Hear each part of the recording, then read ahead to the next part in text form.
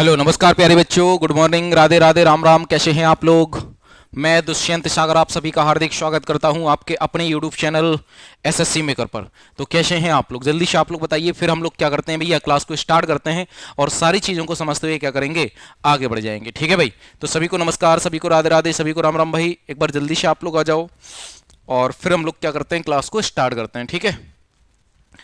तो देखो, आप लोग बहुत अच्छे से जानते हैं कि ये जो आपकी क्लास होती है डेली होती है सुबह 11 बजे। ठीक है? ये जो आपकी क्लास होती है डेली होती है सुबह 11 बजे। ठीक है? तो इस बात को आपको क्या होना चाहिए भैया, ये पॉइंट आपको याद होना चाहिए कि हाँ भैया, सर की क्लास डेली होगी सुबह 11 बजे। ठीक है? सुबह 11 बजे डेली क्लास होनी है। ठीक है? तो आज भी सुबह 11 बजे क्या हो रही है, क्लास आपकी स्टार्ट हो गई है। इस क्लास में हम लोग क्या करते हैं मेरे भाई, जीके जीएस के मोस्ट इंपोर्टेंट क्वेश्चंस को करते हैं।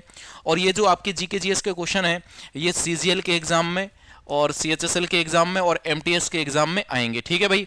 तो इस प्रकार के क्वेश्चंस को हम लोग क्या कर रहे हैं, सॉल्व कर रहे हैं। और पूरे के पूरे क्वेश्चन कैसे हैं आपके भैया, प्रीवियस ईयर आधारित हैं। कैसे हैं? प्रीवियस ईयर आधारित हैं। ठीक है? चलो जी, आ जाओ। तो क्लास को स्टार्ट करने से पहले कुछ पॉइंट हैं जो आपको क्या करना है, बहुत अच्छे से समझना है भाई। पॉइंट ये है कि आप लोग एसएससी के किसी भी एग्जाम की तैयारी कर रहे हैं, जैसे कुछ बच्चे तैयारी कर रहे हैं किसकी, सीजीएल की। कुछ बच्चे सीजीएल की तैयारी कर रहे हैं मेरे भाई, कुछ बच्चे सीएचएसएल की तैयारी कर रहे हैं मेरे भाई। ठीक है? और कुछ बच्चे सीपीओ की तैयारी कर रहे हैं। ठीक है? तो आप में से जो भी बच्चे सीजीएल की तैयारी कर रहे हैं और सीएचएसएल की तैयारी कर रहे हैं और सीपीओ की तैयारी कर रहे हैं, उन सभी बच्चों के लिए बहुत बढ़िया बैच चलाया गया है। कौन सा मेरे भाई? संकल्प बैच चलाया गया है। संकल्प 3.0 बैच चलाया गया है। This is clear? समझ गए? ये जो संकल्प 3.0 बैच है, ये 10 मार्च को स्टार्ट हुआ था। कब? 10 मार्च को। तो बहुत इंपॉर्टेंट ये है कि ये बिल्कुल नया कोर्स है, बिल्कुल न्यू कोर्स है। ठीक है भाई? और बिल्कुल क्या चल रहा है, बेसिक से चल रहा है। कैसा? बिल्कुल बेसिक से ये कोर्स चल रहा है। तो आप लोग इसको परचेस कर सकते हैं। और इस पर क्या मिल रहा है, अभी 20% का एक्स्ट्रा डिस्काउंट भी चल रहा है। कैसे मिलेगा आपको ये? SSC20 आपको कोड यूज करना है तो आपको 20% का एक्स्ट्रा डिस्काउंट मिल जाएगा इस फीस पर, 499 पर। ठीक है? शाबाश। तो हम लोग क्या करते हैं, क्लास को आगे बढ़ाते हैं। चलो जी, तो ये देखो, ये आज की इस क्लास को हम लोग क्या करते हैं, स्टार्ट करते हैं। ये देखो, हाँ, इसका आप लोग आंसर बताइए कि हमारा सही उत्तर क्या हो जाएगा। ठीक है भाई? क्वेश्चन को सबसे पहले आपको क्या करना है, पढ़ना है। सबसे पहले आपको क्वेश्चन को पढ़ना है, उसके बाद आपको क्या करना है, आंसर करना है। ठीक है? क्वेश्चन नंबर 1 कह रहा है, भूमि विकास बैंक का कौन सा कार्य सत्य है? भूमि विकास बैंक का कौन सा कार्य क्या है, सत्य है? दीर्घकालीन ऋण कृषकों को उपलब्ध कराना, या अल्पकालीन ऋण कृषकों को उपलब्ध कराना, या बड़े उद्योगों के लिए क्या करना, ऋण उपलब्ध कराना, या फिर क्या हो जाएगा, लघु उद्योगों के लिए ऋण उपलब्ध कराना। तो देखो, बैंक का काम क्या होता है? बैंक का काम होता है कि जरूरतमंदों को क्या देना, लोन देना, ऋण देना, यही होता है बैंक का काम। लेकिन ये तो स्पष्ट कह रहा है भूमि विकास बैंक। भूमि यानी मतलब भूमि से जुड़ा हुआ है। भूमि से कौन जुड़ा रहता है? किसान जुड़ा रहता है। कौन? किसान। किसान जुड़ा रहता है। तो ये मतलब फाइनली किसानों के लिए क्या किया गया है, बैंक खोला गया है मोस्टली। ठीक है? ये बैंक क्या करता है, किसानों को ऋण देता है। तो कैसा देगा? मैक्सिमम टाइम के लिए देगा, अधिक टाइम के लिए देगा, क्योंकि किसानों की खेती ऐसी होती है कि एक साल में एक बार आती है, आप लोग बहुत अच्छे से जानते हैं। ठीक है? तो ये क्या करेगा, दीर्घकालीन ऋण कृषकों को क्या करता है, उपलब्ध कराता है। तो ऐसी स्थिति में आंसर क्या आ जाएगा हमारा, ए ऑप्शन बिल्कुल सही हो जाएगा। ठीक है भाई? ए ऑप्शन आपका बिल्कुल सही हो जाएगा। और भूमि विकास बैंक की स्थापना कब की गई थी? इसकी स्थापना कब की गई थी? तो आप कहोगे भैया इसकी स्थापना की गई थी 1957 में। कब? 1957 में। आंसर क्या आ जाएगा? ए ऑप्शन आ जाएगा। इसी प्रकार से आपको आंसर करना है हर एक क्वेश्चन का। ठीक है? जैसे आपने क्वेश्चन पढ़ा, आपको लगता है कि क्वेश्चन नंबर 1 का आंसर ए आ रहा है, तो आप लोग 1 का आंसर आप लोग 1 ए कमेंट करेंगे। यदि आपको लगता है कि 1 का आंसर आपका बी आ रहा है, तो आप लोग 1 बी कमेंट करेंगे। यदि आपका आंसर सी आ रहा है तो आप लोग 1 सी कमेंट करेंगे। और यदि आपका आंसर डी आ रहा है तो आप लोग 1 डी कमेंट करेंगे। इस प्रकार से आपको क्या करना है भैया, कमेंट करना है। क्लियर है भाई? है ना? तो इस प्रकार से आप लोग क्या करेंगे, कमेंट करते चलेंगे। ये देखो कितना बढ़िया क्वेश्चन पूछा गया है। क्वेश्चन नंबर 2 कह रहा है, भारत में योजना आयोग का गठन किस समिति के आधार पर किया गया था? भारत में योजना आयोग का गठन किस समिति के आधार पर किया गया था? तो नियोजन समिति के आधार पर, बॉम्बे प्लान के आधार पर, या जन योजना के आधार पर, या फिर आपका नियोगी समिति के आधार। बताइए आप लोग फटाफट से, किस समिति के आधार पर योजना आयोग का गठन किया गया था? ठीक है? तो देखो, आप लोग बहुत अच्छे से जानते हैं योजना आयोग। योजना आयोग आप लोग बहुत अच्छे से जानते हैं, ये जो योजना आयोग है, ठीक है भाई। इसकी स्थापना कब की गई थी? इसकी स्थापना कब की गई थी? तो आप कहोगे भैया इसकी स्थापना की गई थी 15 मार्च को। कब? 15 मार्च 1950 में इसकी स्थापना की गई थी, ठीक है। इसका जो हेड होता है वो कौन होता है? तो इसका जो हेड होता था वो कौन होता था? जो भैया प्रेजेंट में क्या हो, भारत का प्रधानमंत्री हो। तो इसका पहला अध्यक्ष कौन बनाया गया था? इसका पहला अध्यक्ष बनाया गया था कौन? पीटी जवाहरलाल नेहरू। कौन? पंडित जवाहरलाल नेहरू योजना आयोग के क्या बने थे? पहले अध्यक्ष बने थे। क्यों? क्योंकि 1950 में इसकी स्थापना हुई थी ना, और उस टाइम पे हमारे भारत के जो पीएम थे वो कौन थे? पंडित जवाहरलाल नेहरू थे, ठीक है। तो योजना आयोग के जो पीएम बन गए, सॉरी, योजना आयोग के जो अध्यक्ष बन गए वो कौन बन गए? पंडित जवाहरलाल नेहरू बन गए, ठीक है। अब टाइम बीता, एक पॉइंट और, योजना आयोग को क्या कहा जाता था? भारत का थिंक टैंक कहा जाता था। भारत का थिंक टैंक कहा जाता था, थिंक टैंक कहा जाता था, ठीक है भाई। ये बहुत इंपॉर्टेंट पॉइंट है, कई बार आया है, ठीक है। भारत का थिंक टैंक कहा जाता था, ठीक है। फिर एक टाइम आया और सरकार आई नरेंद्र मोदी जी की। किसकी? नरेंद्र मोदी जी की सरकार आई। तो नरेंद्र मोदी जी ने क्या किया? इस योजना आयोग का विलय किसमें कर दिया? नीति आयोग में कर दिया। किसमें? नीति आयोग में कर दिया। समझ गए आप लोग बात को? और नीति आयोग में कब किया? 2015 में किया। अभी नीति आयोग का अध्यक्ष कौन है? नरेंद्र मोदी जी हैं, ठीक है भाई। तो जो पहले योजना आयोग का काम था वो आज नीति आयोग का काम हो गया है, ठीक है भाई। इसका फुल फॉर्म क्या होता है? National institution for transforming India. This is clear. और योजना आयोग की स्थापना की गई थी भाई नियोगी समिति के आधार पर। तो आंसर क्या आ जाएगा आपका? आंसर आ जाएगा डी ऑप्शन। बहुत बढ़िया, जिसका भी आंसर डी आ रहा है वो क्या हो जाएगा? बिल्कुल परफेक्ट आंसर आ जाएगा। शाबाश मेरे भाई। क्वेश्चन नंबर 3 का आंसर कीजिए आप लोग। बद्रीनाथ का प्रसिद्ध तीर्थ मंदिर किस नदी के किनारे स्थित है? बद्रीनाथ का प्रसिद्ध तीर्थ मंदिर किस नदी के किनारे है? क्या अलकनंदा नदी के किनारे है, या गंगा नदी के किनारे है, या भागीरथी नदी के किनारे है, या मंदाकिनी नदी के किनारे है? बताइए आप लोग फटाफट से। बद्रीनाथ का प्रसिद्ध हिंदू तीर्थ मंदिर किस नदी के किनारे है? तो ये आपका मेरे भाई अलकनंदा नदी के किनारे है। किसके? अलकनंदा नदी के किनारे है। ये आपको क्या करना है? नोट करना है। जो अलकनंदा नदी है ये बद्रीनाथ पर्वत से ही निकलती है। ये कहां से निकलती है? इसका उद्गम क्या होता है? कहां से होता है? तो आप कहोगे भैया इसका जो उद्गम होता है ये बद्रीनाथ पर्वत से होता है। कहां से होता है? बद्रीनाथ पर्वत से होता है। ये कौन सा पर्वत हो जाएगा? बद्रीनाथ पर्वत। बद्रीनाथ पर्वत हो जाएगा। समझ गए मेरी बात को? है ना। इसका उद्गम क्या हो जाएगा? बद्रीनाथ पर्वत हो जाएगा। तो यहां से ये अलकनंदा नदी निकलेगी और इस प्रकार से चली आएगी, ठीक है। ऊपर से कौन सी नदी आ रही है? भागीरथी नदी आ रही है। अब ये दोनों यहां पे मिल जाएंगी, और ये कहां पे मिलती है? यूके। यूके का मतलब हो जाएगा उत्तराखंड, ठीक है। तो यहां पे मिल जाएंगी। इस क्षेत्र को आप लोग क्या बोलेंगे? देवप्रयाग बोलेंगे। देवप्रयाग बोलेंगे, देवप्रयाग। तो क्वेश्चन का आंसर तो आपको समझ में आ ही गया होगा भाई। बद्रीनाथ का प्रसिद्ध हिंदू तीर्थ मंदिर किस नदी के किनारे है? अलकनंदा नदी के किनारे है। यानी जो अलकनंदा नदी है ये निकल ही रही है बद्रीनाथ पर्वत से, तो ऐसी चलेगी और ऊपर से आ जाएगी कौन सी? भागीरथी नदी। कौन सी? भागीरथी। भागीरथी, भागीरथी नदी आ जाएगी जो गंगोत्री ग्लेशियर से निकलती है। जो गंगोत्री ग्लेशियर से निकलती है। तो ऊपर से भागीरथी आ रही है, इधर से अलकनंदा नदी आ रही है, और ये दोनों मिल जाएंगी उत्तराखंड के देवप्रयाग में। और यहां से जो अगली नदी बनेगी वो बनेगी गंगा नदी। समझ गए आप लोग बात को? तो ये है पैटर्न भैया, गंगा नदी कैसे बनती है। क्लियर है ना।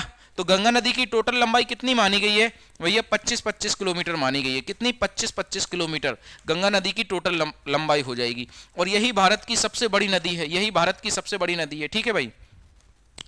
गंगा नदी भारत में कितनी बहती है? तो 2071 किलोमीटर। 2071 किलोमीटर क्या बहती है? भारत में बहती है। क्लियर है। और भारत के 5 राज्यों से होकर बहती है। बिल्कुल सही है। तो आंसर जिसका ए आ रहा है वो बिल्कुल परफेक्ट हो जाएगा मेरे भाई, ठीक है। अब आप कहोगे सर जी उत्तराखंड में ये जो मतलब पंचप्रयाग है वो कैसे बनते हैं पंचप्रयाग? तो 1 मिनट का टाइम देकर आप लोग इस पंचप्रयाग को जरूर समझ लीजिए, ठीक है। देखो ये है यहाँ पे बद्रीनाथ पर्वत। यहाँ पे क्या है? बद्रीनाथ पर्वत है, ठीक है। यहां से एक नदी आई है, कौन सी? अलकनंदा नदी, ठीक है। और इसी के जस्ट पर बगल से एक धौलीगंगा पर्वत है। धौलीगंगा से एक धौलीगंगा नदी आती है, और ये दोनों कहां पे मिल जाती हैं? ये दोनों मिल जाती हैं मेरे भाई विष्णुप्रयाग में। कहां पे? विष्णुप्रयाग में मिल जाएंगी। यानी अलकनंदा और धौलीगंगा ये दोनों विष्णुप्रयाग में मिल जाएंगी। कहां पे? विष्णुप्रयाग में मिल जाएंगी, ठीक है। फिर यहां से जो आगे नदी चलेगी वो अलकनंदा नदी ही कहलाएगी, ठीक है। अलकनंदा नदी ही कहलाएगी। फिर इस नदी में एक और नदी आएगी नंदाकिनी। कौन सी? नंदाकिनी। नंदाकिनी नदी, ठीक है, ये आएगी और बढ़िया ऐसे टहलते हुए इसी अलकनंदा नदी में मिल जाएगी, ठीक है। तो ऊपर से अलकनंदा आ रही है और यहां से नंदाकिनी आ गई है, तो ये कहां मिल जाएंगी, ये नंदप्रयाग में मिल जाएंगी। कहां पे, नंदप्रयाग में। ये जिस स्थान पे मिलेंगी उसको आप लोग क्या बोलेंगे, नंदप्रयाग बोलेंगे। क्या बोलेंगे, नंदप्रयाग बोलेंगे, ठीक है। फिर ऊपर से भैया ये अलकनंदा ही चली आ रही है, अलकनंदा चली आ रही है, ठीक है। और यहां से एक और नदी आ जाएगी, कौन सी, पिंडार, पिंडार नदी आ जाएगी, पिंडार नदी, ठीक है। तो पिंडार नदी बढ़िया ऐसे आएगी टहलते हुए और किस में मिल जाएगी, अलकनंदा नदी में मिल जाएगी, अलकनंदा में। तो ये किस स्थान पे मिलती हैं मेरे भाई, ये कर्णप्रयाग में मिलती हैं। कहां पे, केफुर कर्णप्रयाग में। यानी अलकनंदा नदी में जो पिंडार नदी मिल जाएगी ये कहां पे मिलेगी, कर्णप्रयाग में मिलेगी। ये देखो कर्णप्रयाग लिखा है, ठीक है। फिर यहां से जो आगे बढ़ेगी नदी वो कौन सी होगी, अलकनंदा ही होगी, ठीक है। फिर ऊपर से आएगी मंदाकिनी नदी और अलकनंदा में मिल जाएगी, कहां पे, रुद्रप्रयाग में। कहां पे, रुद्रप्रयाग में मिल जाएगी। दिस इज क्लियर, क्लियर है भाई। फिर यहां से जो रुद्रप्रयाग से आगे बढ़ेगी वो कौन सी नदी होगी, वो होगी मेरे भाई अलकनंदा ही होगी, ठीक है। अब अलकनंदा नदी यहां से चली आ रही है और ऊपर से एक नदी आती है भागीरथी, कौन सी, भागीरथी। और ये आपकी गंगोत्री ग्लेशियर से निकलती है, ठीक है। ऊपर से भागीरथी आएगी और अलकनंदा में मिल जाएगी, कहां पे, देवप्रयाग में मिल जाएगी। कहां पे, देवप्रयाग में मिल जाएगी। फिर यहां से जो आगे नदी आएगी उसका नाम क्या होगा, गंगा। उसका क्या नाम होगा, गंगा होगा। तो गंगा नदी कैसे मिलकर बनी है ये हमने आपको पूरा स्ट्रक्चर बताया है, ठीक है। और ये पूरा का पूरा जो स्ट्रक्चर है, नदियों का जाल है, ये कहां पे है, ये मेरे भाई यूके में है, मतलब उत्तराखंड में है। दिस इज क्लियर है ना, समझ गए आप लोग बात को। तो इतना आप लोग क्या कर लो, नोट कर लो। आगे बढ़ते हैं। ये देखो, ये है भैया, यहां से आपकी अलकनंदा आ रही है, इधर से भागीरथी नदी आ रही है और बीच में क्या बन जा रही है, जब इन दोनों की नदियों का जो मुहाना मिलता है उसको आप लोग गंगा बोलेंगे। क्या बोलेंगे, गंगा बोलेंगे, ठीक है। ये कहां पे है, उत्तराखंड में है। तो उत्तराखंड में देश का पहला मॉस गार्डन स्थित है, नंदा देवी राष्ट्रीय उद्यान है भैया, मसूरी वन्यजीव अभ्यारण्य है, जिम कॉर्बेट नेशनल पार्क है, केदारनाथ वन्यजीव अभ्यारण्य है, फूलों की घाटी है, गोविंद पशु विहार वन्यजीव अभ्यारण्य है और देश का पहला पॉलिनेटर पार्क भी स्थित है। देश का पहला क्या है मेरे भाई, पॉलिनेटर पार्क भी स्थित है। क्लियर है, चलो जी आगे बढ़ते हैं हम लोग। क्वेश्चन नंबर नेक्स्ट, इसका आंसर कीजिए आप लोग। क्वेश्चन कह रहा है कि शिवाजी के प्रशासन में पेशवा किसे कहा जाता था। शिवाजी के प्रशासन में पेशवा किसे कहा जाता था। तो सबसे पहले तो आपको यह पता होना चाहिए कि जो शिवाजी हैं, ठीक है भाई, सबसे पहले तो आपको यह पता होना चाहिए कि जो शिवाजी हैं इनका शासनकाल कहां पे था। इनका शासनकाल था महाराष्ट्र में। कहां पे था मेरे भाई, इनका जो शासनकाल था महाराष्ट्र में था, याद रखेंगे, ठीक है। और शिवाजी ने किसकी स्थापना की थी, मराठा साम्राज्य की स्थापना की थी। किसकी, मराठा साम्राज्य की स्थापना की थी, साम्राज्य की स्थापना की थी, ठीक है। तो मराठा साम्राज्य की स्थापना कब की थी भैया, 1674 में इन्होंने मराठा साम्राज्य की स्थापना की थी। क्लियर है। और 1680 के आसपास इनकी क्या हो गई थी, मृत्यु हो गई थी, ठीक है। शिवाजी का जो जन्म हुआ था वो महाराष्ट्र के पुणे में स्थित शिवनेर के किले में इनका जन्म हुआ था, ठीक है। तो शिवाजी के शासनकाल में जो पेशवा हुआ करता था, पेशवा, उसे क्या बोला जाता था, उसे मेरे भाई उसे प्रधानमंत्री बोला जाता था। क्या बोला जाता था, प्रधानमंत्री बोला जाता था। तो आंसर क्या आ जाएगा, आंसर आ जाएगा आपका भाई डी ऑप्शन आ जाएगा। शाबाश शाबाश, जिसका भी आंसर डी आ रहा है वो क्या है, बिल्कुल परफेक्ट है। क्लियर है भाई, शाबाश मेरे शेरों, शाबाश। तो इसी प्रकार से आप लोग आंसर करते चलिए। एक बार थोड़ा सा क्लास को शेयर कर दो आप लोग सभी बच्चे, एक बार सभी बच्चे थोड़ा सा क्लास को शेयर कर दो ताकि हमारे साथ और भी बच्चे आ सकें और भी बच्चे क्लास को ज्वाइन कर सकें, ठीक है भाई। तो प्रधानमंत्री होता था पेशवा, ठीक है। क्वेश्चन पूछा जाए कि अष्टप्रधान किसके शासनकाल में था। अष्टप्रधान, अष्टप्रधान, अष्टप्रधान, अष्टप्रधान किसके शासनकाल में था। तो आप कहोगे भैया जो अष्टप्रधान है ये शिवाजी के शासनकाल में था। शिवाजी, शिवाजी के शासनकाल में था, ठीक है। क्वेश्चन पूछा जाए नवरत्न किसके शासनकाल में थे। नवरत्न, नवरत्न किसके शासनकाल में थे। तो नवरत्न दो लोगों के शासनकाल में थे। एक तो भैया चंद्रगुप्त द्वितीय, चंद्रगुप्त सेकंड, और दूसरा हो जाएगा अकबर। अकबर, दूसरा क्या हो जाएगा, अकबर। तो अकबर के शासनकाल में भी नवरत्न रहा करते थे और चंद्रगुप्त सेकंड जिसको हम लोग विक्रमादित्य बोलते हैं उसके शासनकाल में भी नवरत्न रहा करते थे। क्लियर है भाई, यानी दरबार में नवरत्न बैठा करते थे। तो आंसर आपका डी ऑप्शन आ जाएगा, बिल्कुल सही। इसका आंसर कीजिए आप लोग। कह रहा है कि बिड़ला भवन जहां गांधी जी को गोली मारी गई थी उसका वर्तमान में क्या नाम है। बिड़ला भवन, जहां गांधी जी को क्या मारी गई थी, गोली मारी गई थी, उसका वर्तमान में क्या नाम है, ये आपसे क्वेश्चन पूछा गया है, तो आप लोग बताइए फटाफट से। बिड़ला भवन, जहां गांधी जी को गोली मारी गई थी, उसका वर्तमान में क्या नाम है, तो ये बिड़ला भवन हो जाएगा मेरे भाई। ये कहां पे है, दिल्ली में है। कहां पे है, दिल्ली में है, ठीक है। तो यहां पे किसको, गांधी जी को गोली मारी गई थी, गांधी को क्या मारी गई थी मेरे भाई, गोली मारी गई थी। किसने गोली मारी थी, तो नाथूराम गॉडसे ने। किसने, नाथूराम ने, नाथूराम गॉडसे ने। नाथूराम गॉडसे ने क्या मारी, गोली मारी। कब गोली मारी मेरे भाई, तो ये 30 जनवरी 30 जनवरी 1948 में। 30 जनवरी 1948 में नाथूराम गॉडसे ने गांधी जी को क्या मार दी, गोली मार दी, और गांधी जी की क्या हो जाती है, मृत्यु हो जाती है, ठीक है भाई। तो बिड़ला भवन में आज उसका क्या नाम है, गांधी सदन नाम है। आज उसका क्या नाम है मेरे भाई, गांधी सदन नाम है। तो आंसर क्या आ जाएगा, आंसर आ जाएगा डी। अब आप कहोगे सर कैसे पता चला कि नाथूराम गॉडसे ने ही गोली मारी थी, तो नाथूराम गॉडसे ने एक किताब लिखी है, नाथूराम गॉडसे ने एक बुक लिखी है जिसका नाम है मैंने गांधी को क्यों मारा। मैंने गांधी को क्यों मारा, गांधी को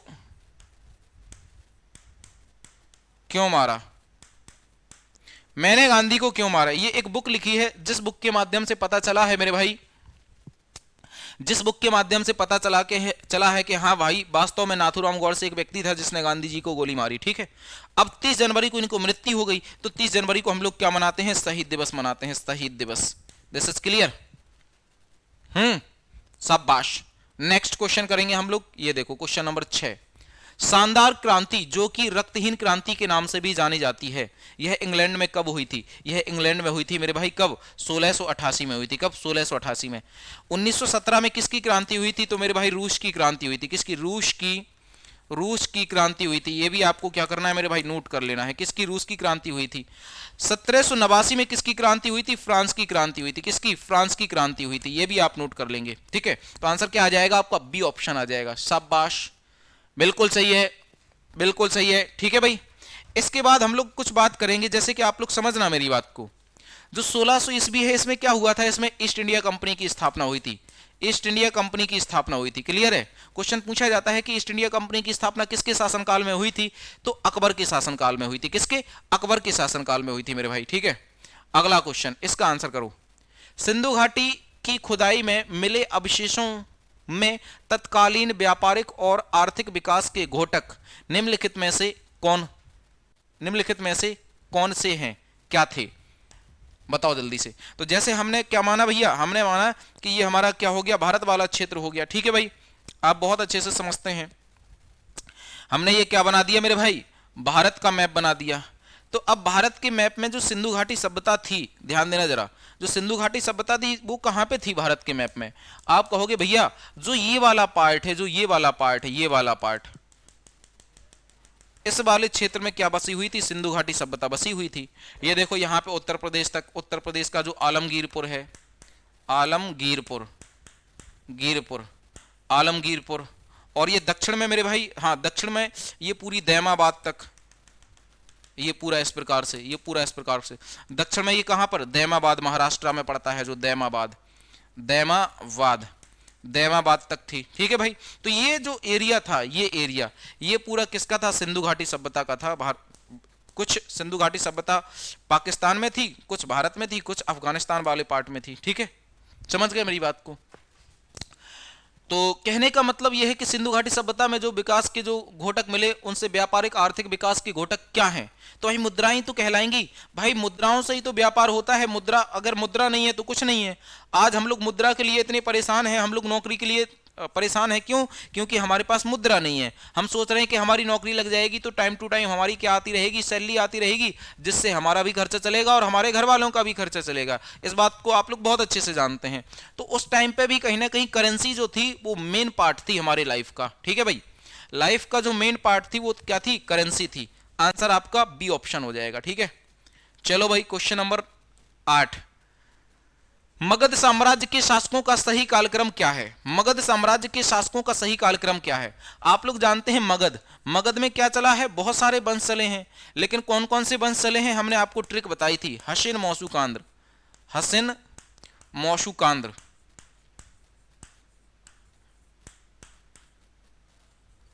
हसीन मौसूकांद्र। ये ट्रिकें चली, मतलब ये वंश चले मगध में। कौन कौन से? हा से हो जाएगा हर्यक वंश, हर्यक वंश, ठीक है भाई। सी से हो जाएगा शिशुनाग वंश, शिशुनाग वंश हो जाएगा, ठीक है भाई। ना से हो जाएगा नंद वंश, क्या हो जाएगा? नंद वंश हो जाएगा, क्लियर है। और मौ से हो जाएगा मौर्य वंश, मौर्य वंश। और सु से हो जाएगा शुंग वंश, क्या हो जाएगा? शुंग वंश। का से हो जाएगा कर्ण वंश, क्या हो जाएगा? कर्ण वंश। तो ये सब वंश कहां पे चले हैं? ये सब वंश मगध वाले एरिया में चले हैं, ठीक है। मगध कहां पे था? मगध 16 महाजनपदों में से सबसे शक्तिशाली महाजनपद था, जो बिहार वाले क्षेत्र में स्थित था।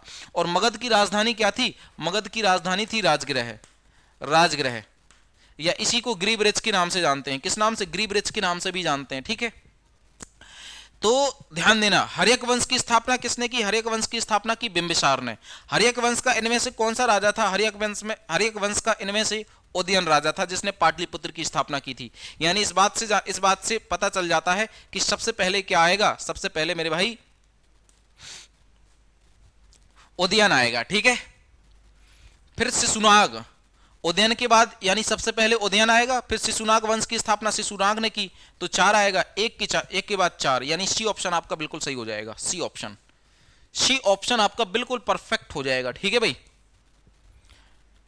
ये देखो कुछ वंश हैं, इनके आपको क्या करने हैं? संस्थापक याद करने हैं। जैसे कि हमने बोल दिया हर्यक वंश का संस्थापक बिंबिसार, शिशुनाग वंश का संस्थापक शिशुनाग, नंद वंश का संस्थापक महापद्म नंद, मौर्य वंश का संस्थापक चंद्रगुप्त मौर्य, गुप्त वंश का संस्थापक श्रीगुप्त, पाल वंश का संस्थापक गोपाल, पल्लव वंश का संस्थापक सिंह विष्णु, राष्ट्रकूट वंश का संस्थापक दंतिदुर्ग, और चालुक्य वंश का संस्थापक पुलकेशिन फर्स्ट। जो बातापी के चालुक्य थे, चालुक्य दो थे, ठीक है। एक तो बातापी के चालुक्य और एक कल्याणी के चालुक्य। तो जो कल्याणी के चालुक्य थे, इसकी स्थापना किसने की थी? तैलप द्वितीय ने। चोल वंश की स्थापना किसने की? विजयालय ने। सेन वंश की स्थापना सामंत सेन ने। चौहान वंश की स्थापना वासुदेव ने। चंदेल वंश की स्थापना नन्नुक ने की थी, और गुलाम वंश की स्थापना कुतुबुद्दीन ऐबक ने। और खिलजी वंश की स्थापना किसने की? जलालुद्दीन फिरोज खिलजी ने। किसने? जलालुद्दीन फिरोज खिलजी ने। मेरे भाई इन पॉइंटों को आप लोग नोट कर लीजिए, बहुत इंपॉर्टेंट है ये पॉइंट। पुष्यभूति वंश का अंतिम शासक कौन था? पुष्यभूति वंश का अंतिम शासक कौन था? फटाफट से आप लोग क्या कीजिए, इसका आंसर बताइए भाई, ठीक है ना। फटाफट से आप लोग इसका आंसर बताइए। पुष्यभूति वंश का अंतिम शासक प्रभाकर वर्धन हो जाएगा, या भद्रथ हो जाएगा, या हर्षवर्धन हो जाएगा, या फिर कनिष्क हो जाएगा, ठीक है भाई। तो बताओ जल्दी से। जो कनिष्क था ये कुषाण वंश का शासक था। किसका? कुषाण, कुषाण वंश का शासक था। और कुषाण वंश की स्थापना किसने की थी? कुजुल कड़फिसस ने। कुजुल कड़फिसस ने कुषाण वंश की स्थापना की थी, ठीक है भाई। तो हर्षवर्धन क्या हो जाएगा? इसका परफेक्ट आंसर आ जाएगा, ठीक है भाई। दूसरी बात, जो आपका भद्रथ है, ये क्या था? ये मौर्य वंश का अंतिम शासक था। किसका? मौर्य वंश, मौर्य वंश का अंतिम शासक था। This is clear. नेक्स्ट करते हैं हम लोग। क्वेश्चन नंबर 10 का आंसर कीजिए। निम्नलिखित में से मुगल बादशाह का मकबरा भारत में ही है। ऐसा कौन सा मुगल बादशाह है जिसका मकबरा कहां पे है मेरे भाई? भारत में है। ऐसे मुगल बादशाह का आप लोग नाम बताइए। तो हमने आपको एक ट्रिक बताई है। हमने आपको क्या बताई है? एक ट्रिक बताई है। जैसे कि ट्रिक का नाम क्या है? भाजसा, BHAJSA। यहां से आपको मतलब उन मुगल बादशाहों के मकबरे याद हो जाएंगे जो ज्यादातर पूछे जाते हैं, ठीक है। जैसे बी का मतलब क्या हो जाएगा? बी का मतलब हो जाएगा बाबर, बाबर। एच का मतलब हुमायूं, हुमायूं। ए का मतलब अकबर, अकबर। जे का मतलब जहांगीर, जहांगीर। एस का मतलब शाहजहां, शाहजहां। और ए का मतलब क्या हो जाएगा? औरंगजेब, ठीक है भाई, औरंगजेब। तो अब इनकी मकबरे कैसे याद होंगे हमें? इनकी मकबरे कैसे याद होंगे मेरे भाई? तो इनकी हमने एक ट्रिक बनाई है, कड़ासलाओ, KDSLAO, कड़ासलाओ। यानी बी के नीचे के, एच के नीचे डी, ए के नीचे एस, जे के नीचे एल, एस के नीचे ए के नीचे ओ। तो जिसके नीचे जो है उसका मकबरा वहीं पर है। के मतलब काबुल। अब आपको पता चल गया कि बाबर का मकबरा कहां पे है? K4 काबुल। एच मतलब हुमायूं, हुमायूं के नीचे क्या है? D, D4 Delhi. तो हुमायूं का मकबरा कहां पे है? दिल्ली में है। A4 अकबर, अकबर, एक ए के नीचे क्या है, एस, एस का मतलब सिकंदरा। अकबर का मतलब कहाँ, अकबर का मकबरा, मकबरा कहाँ पे है, सिकंदरा में है। जे फोर जहांगीर, जहांगीर जे के नीचे क्या है, एल, एल का मतलब क्या हो जाएगा, लाहौर। क्या हो जाएगा, लाहौर। यानी कि जहांगीर का मकबरा कहां पे है, लाहौर में है, ठीक है। S four Shahjahan, Shahjahan, S के नीचे क्या है, ए है, ए का मतलब क्या हो जाएगा, आगरा, आगरा। शाहजहां का मकबरा, मकबरा कहां पे है, आगरा के ताजमहल में है, ठीक है। ए मतलब औरंगजेब, औरंगजेब के नीचे क्या है, ओ, ओ का मतलब हो जाएगा औरंगाबाद, औरंगाबाद, औरंगाबाद जो महाराष्ट्र में है। तो औरंगजेब का मकबरा कहां पे है, औरंगाबाद में है। औरंगजेब का मकबरा कहां पे है, औरंगाबाद में है। This is clear. क्या इतनी बात आपको समझ में आ गई है, बताओ जल्दी से आप लोग। क्या इतनी बात आपको समझ में आ गई है, तो क्वेश्चन का आंसर क्या आ जाएगा। अब हमसे कह रहा है कि ऐसा कौन सा मुगल बादशाह है जिसका मकबरा कहां पे है, भारत में ही है। तो भारत के देखो दिल्ली में किसका मकबरा है, जहांगीर का, या हुमायूं का, हुमायूं का मकबरा कहां पे है, भारत में ही है। तो आंसर क्या आ जाएगा, आंसर आ जाएगा मेरे भाई डी ऑप्शन आ जाएगा। क्या आ जाएगा, डी। क्योंकि जहांगीर का मकबरा तो लाहौर में है। ये नहीं होगा, ये नहीं होगा। बहादुर शाह मकबरा, बहादुर शाह जफर का मकबरा रंगून में है, ये भी नहीं होगा। तो आंसर क्या आ जाएगा, डी आ जाएगा, ठीक है। देव समाज का संस्थापक कौन था, बताओ। देव समाज का संस्थापक कौन था, इसका आंसर आपको क्या करना है मेरे भाई, बताना है कि देव समाज का संस्थापक कौन था। तो शिव नारायण अग्निहोत्री, जिन्होंने देव समाज की स्थापना की थी 1881 में, ठीक है भाई। दक्षिण भारत में रहने की अवधि में महात्मा गांधी ने निम्नलिखित में से किस पत्रिका का प्रकाशन किया था। महात्मा गांधी ने किस पत्रिका का प्रकाशन किया था, तो मेरे भाई इंडियन ओपिनियन का प्रकाशन किया था, इंडियन ओपिनियन। और जो इंडियन ओपिनियन है इसका प्रकाशन 1903 और 4 में हुआ था, और वो भी किसमें, इंग्लिश भाषा में लिखी गई थी, किसमें, इंग्लिश भाषा में लिखी गई थी। और ये कैसी थी, साप्ताहिक थी, साप्ताहिक। ये कैसी पत्रिका थी मेरे भाई, साप्ताहिक पत्रिका थी। क्या इतनी बात आपको समझ में आ गई है, समझ गए आप लोग बात को, बहुत बढ़िया। तो आंसर आ जाएगा आपका डी ऑप्शन, ठीक है। कौटिल्य प्रधानमंत्री थे, किसके थे, चंद्रगुप्त मौर्य के थे। किसके, चंद्रगुप्त मौर्य के जो कौटिल्य थे वो क्या थे, प्रधानमंत्री थे। इन्हीं को हम लोग विष्णुगुप्त के नाम से जानते हैं, इन्हीं को चाणक्य के नाम से जानते हैं। और इन्होंने एक पुस्तक लिखी है, कौन सी, अर्थशास्त्र। इनकी जो पुस्तक हो जाएगी वो कौन सी हो जाएगी, अर्थशास्त्र पुस्तक हो जाएगी। क्लियर है। इसका आंसर कीजिए।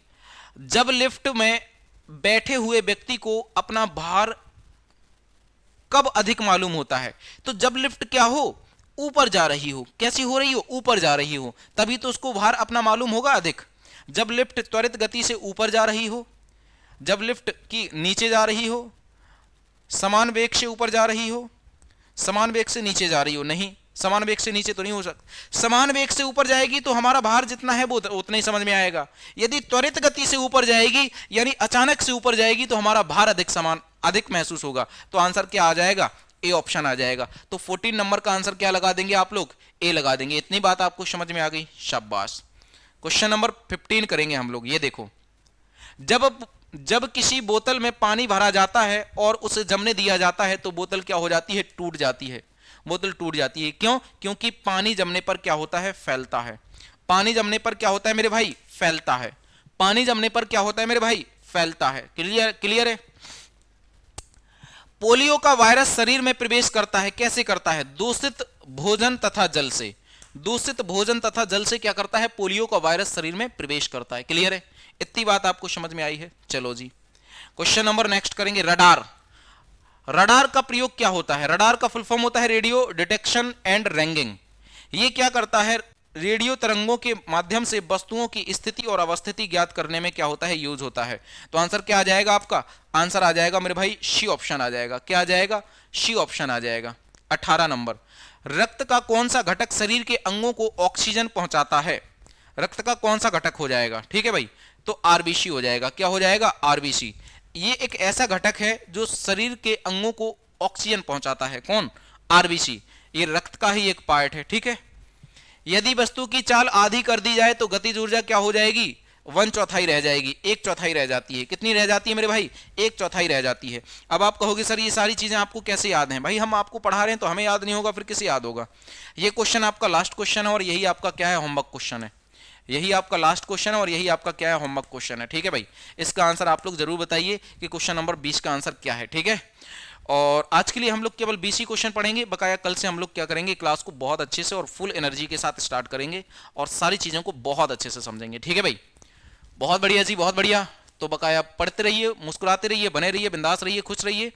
और लास्ट में आप लोग बहुत अच्छे से जानते हैं कि आपके लिए बहुत अच्छा बैच चलाया गया है। कौन सा मेरे भाई? आपके लिए बहुत अच्छा बैच चलाया गया है, संकल्प 3.0 बैच। तो ये आपका सीजीएल के लिए, सीएचएसएल के लिए और सीपीओ के लिए बहुत अच्छा बैच होगा। आप एसएससी के किसी भी एग्जाम की तैयारी कर रहे हैं, उन सभी एग्जाम्स के लिए ये आपका बैच आपका बिल्कुल बहुत ही ज्यादा सफल साबित होगा। क्यों? क्योंकि इसमें आपको बिल्कुल सब कुछ पढ़ाया जा रहा है और सारी चीजें बिल्कुल बेसिक से चल रही हैं। नया कोर्स है बिल्कुल, 10 मार्च को स्टार्ट हुआ है, 10 मार्च को, समझ गए आप लोग? तो आप लोग इस कोर्स को ले सकते हैं, 20% का एक्स्ट्रा डिस्काउंट मिल रहा है आपको 499 पे। कैसे मिलेगा डिस्काउंट? आपको SSC20 कोड यूज करना है तो 20% का आपको एक्स्ट्रा डिस्काउंट मिल जाएगा। ठीक है, बकाया कल मिलते हैं सेम जगह सेम टाइम पर। तो तब तक के लिए नमस्कार, राधे राधे, राम राम, जय हिंद।